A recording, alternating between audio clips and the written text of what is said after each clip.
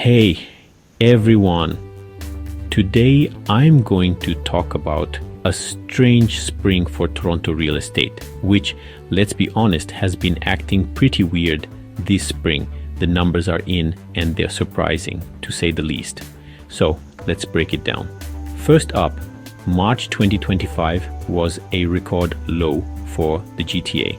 Only 5,011 homes were sold across the entire Greater Toronto area. That's the slowest March in 24 years. Sales were 30 to 35% lower than the past 2 years. Now that sounds pretty scary, right? But let's put it into perspective. Remember March 2021? Fresh off the COVID-19 pandemic, the market was booming with over 15,000 sales. Compare that to today's numbers, and you see a massive drop.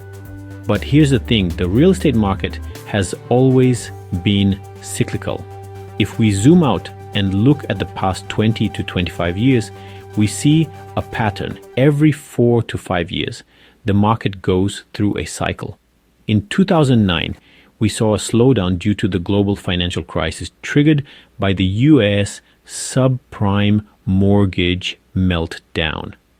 Fast forward to 2013, another dip happened when the Canadian federal government tightened mortgage rules and fears of condo oversupply spiked. In 2018, the market slowed again after the introduction of a 15% non-resident speculation tax and other cooling measures.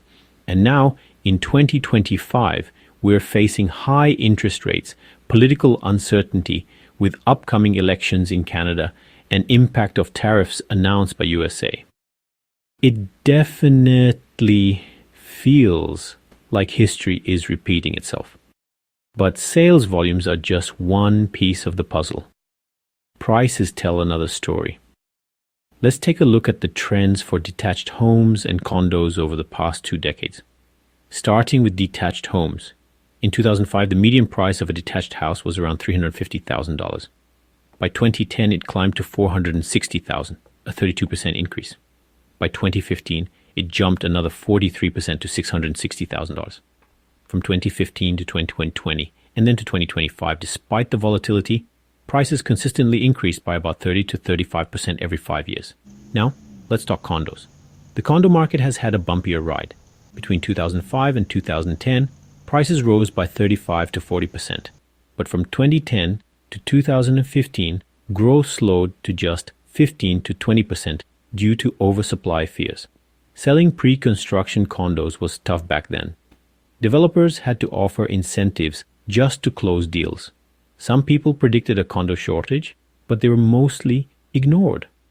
Turns out they were right. From 2015 to 2020, condo prices soared nearly 70 to 75%, driven by post-COVID investment. But since 2022, prices have essentially returned to 2020 levels, wiping out recent gains. For those who bought at the peak, it's been tough. But if you bought a decade ago, you're still in a good spot. So, what does this all mean? Today feels a lot like 2013.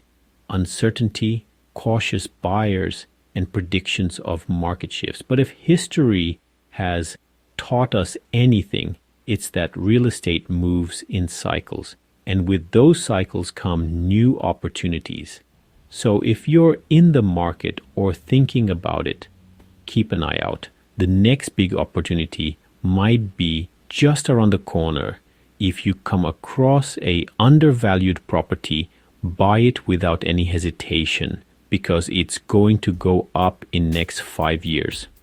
Your real estate agent can help you when it comes to finding the undervalued properties. Thanks for watching. If you found this video helpful, don't forget to like, share, and subscribe for more real estate insights. You can always reach out to me at 905-962-9535 to discuss your real estate needs.